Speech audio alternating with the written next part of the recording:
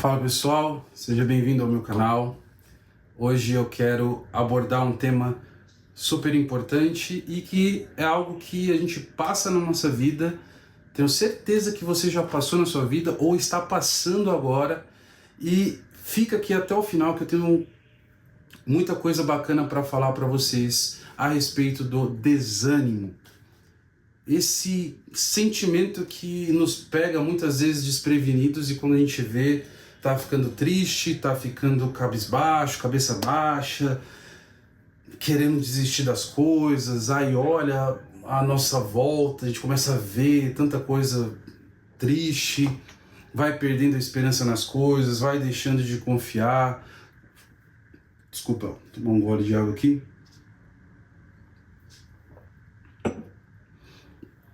Vai deixando de confiar, e quando a gente vê, a nossa vida já não está mais com o mesmo brilho.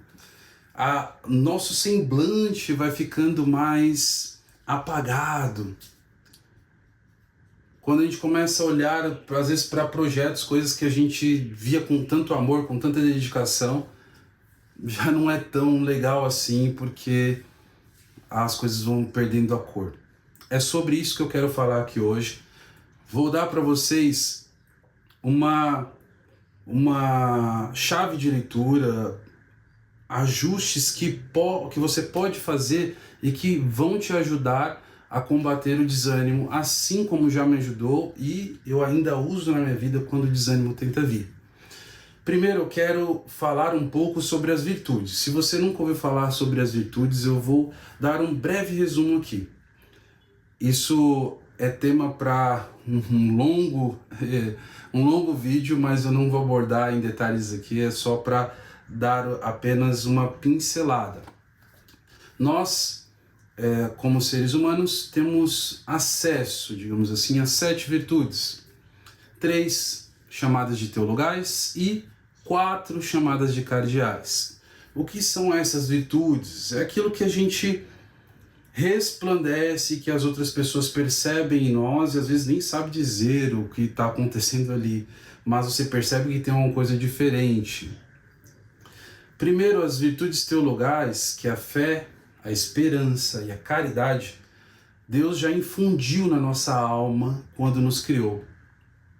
Nós já nascemos com essas virtudes. Quando nós falamos de virtudes cardeais, as virtudes cardeais, elas são como se fosse a dobradiça, que é o significado da palavra cardeal, como se fosse a dobradiça que faz com que abra esse caminho. E ali a gente tem, sobre essas virtudes cardeais, nós temos a prudência, a justiça, a fortaleza e a temperança. Essas 4 virtudes são as virtudes que a gente luta ali para ir trabalhando no nosso dia. A temperança, por exemplo, buscar comer o necessário, não exagerar demais. É como se fosse um certo nível de equilíbrio nas coisas, uma dosagem nas coisas. A justiça, que é você buscar que cada coisa, cada pessoa tenha a justa medida das coisas. Essas virtudes, elas, quando nós vamos ficando desanimados, elas são atacadas na raiz. O desânimo ele vem bate na raiz dessas virtudes e faz com que a gente nem perceba aonde vai combater direito. Por exemplo, se eu sou atacado por um caminho, por exemplo, da temperança, eu estou percebendo que é da temperança. Eu estou com medo demais, então tô destemperado, né? Quando eu percebo isso, eu vou buscar ajustar, certo? Agora o desânimo, ele não. Ele vem e como se ele apagasse tudo e você entrasse em um modo meio que desligado. Logo, quando nós percebemos isso, quando a gente percebe o desânimo, ele já está agindo na nossa vida. Então, o que a gente precisa fazer para então começar a combater esse desânimo? A gente precisa entender que, primeiro de tudo, a fé e a esperança e a caridade, que, como eu disse aqui, são teologais, já são infundidas na nossa alma, elas são como se fosse essa primeira raiz. E são elas, essas são as virtudes que são atacadas logo de início. Porque a partir dali as coisas vão florir. Quando essas virtudes são atacadas, quando a gente vai ficando sem crer em Deus, a gente começa a desconfiar de Deus, a gente começa a, pô, será que Deus vai agir mesmo? Será que Ele não vai? A gente começa a perder a esperança nas coisas, a gente deixa de confiar que as coisas podem realmente melhorar, que Deus pode realmente intervir na nossa vida. A gente começa a amar menos, a gente se dedicar menos pelas pessoas que a gente ama, mas a gente começa a se dedicar menos, porque parece que não vale a pena. O desânimo, ele ataca diretamente as virtudes teologais, que seria a fé, a esperança e a caridade.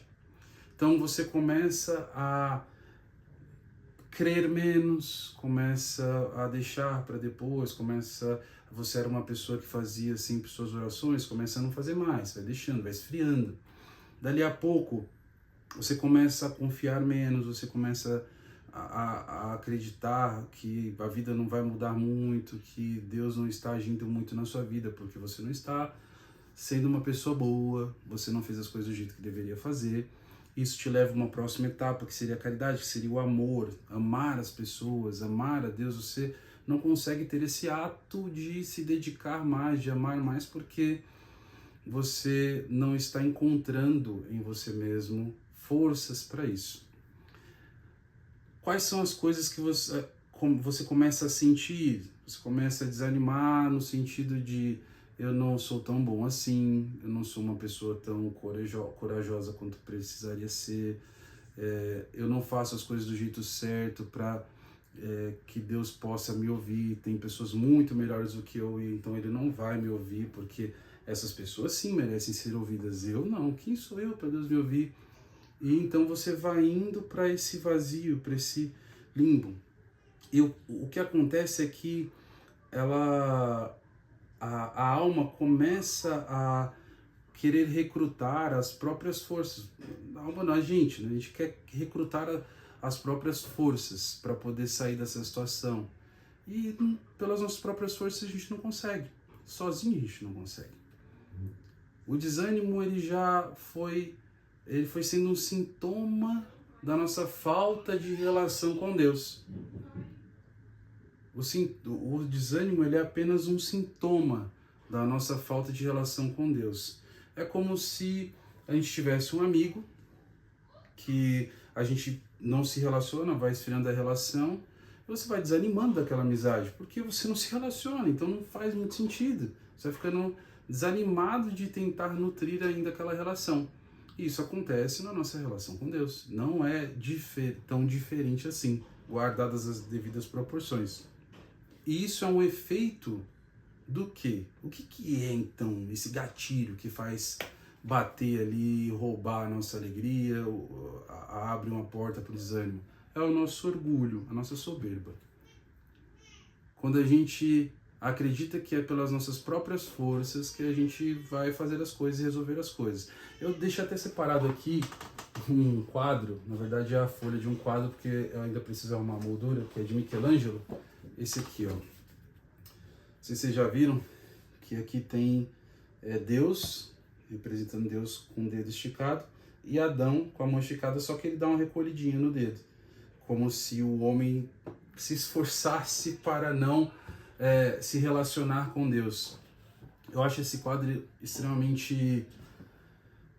uma imagem extremamente forte, que mostra muito, representa muita coisa dessa nossa livre escolha. Deus nos ama tanto que nos deixa livre para escolher Ele ou não. Então, o que vai fazer então religar essa relação com Ele? É a humildade, reconhecer que errou, reconhecer que sozinho não consegue, porque Deus, Ele não espera que a gente haja para então Ele agir de misericórdia com a gente. A misericórdia dele já nos alcançou, já nos visitou, e Ele já agiu sobre a nossa vida. Só basta a gente reconhecer que sozinhos nós não fazemos nada, que tudo que nós temos nos foi dado, quem nós somos nos foi dado por Ele. E então, humildemente, eu reconheço isso e começo a parar com essa coisa de, por exemplo, nossa, eu não sou tão bom assim, nossa, entende? E eu começo a pensar de outra forma. Sozinho eu não consigo. Meu Deus, me ajuda, o que eu faço? Eu estou sentindo as coisas dessa forma. Hoje eu estou muito triste, eu não consigo pensar em nada. Fala com Ele, seja sincero. Seja sincero com Deus, com certeza Ele vai te ouvir. Ele não desampara aquele que fala e que pede com o coração sincero.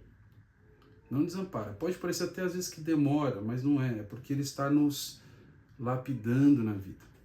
Acontece que a gente rompe essa relação com Deus e depois a gente fica tentando preencher esse espaço dele com materialismo, com coisas materiais. Carro, dinheiro, casa, prazeres momentâneos, superficiais, e nada vai preencher um espaço que é dele. Somente Deus preenche o espaço que Ele deixou quando a gente negou Ele. Esse espaço ele vai ter a exata medida da eternidade, que é a presença de Deus. Se você quer combater o desânimo, você precisa entender que as forças que você precisa recrutar não estão em você. Elas estão em Deus e você precisa apenas pedir para Ele te ajudar. Recrute as palavras, a oração e reconecte essa amizade com Ele.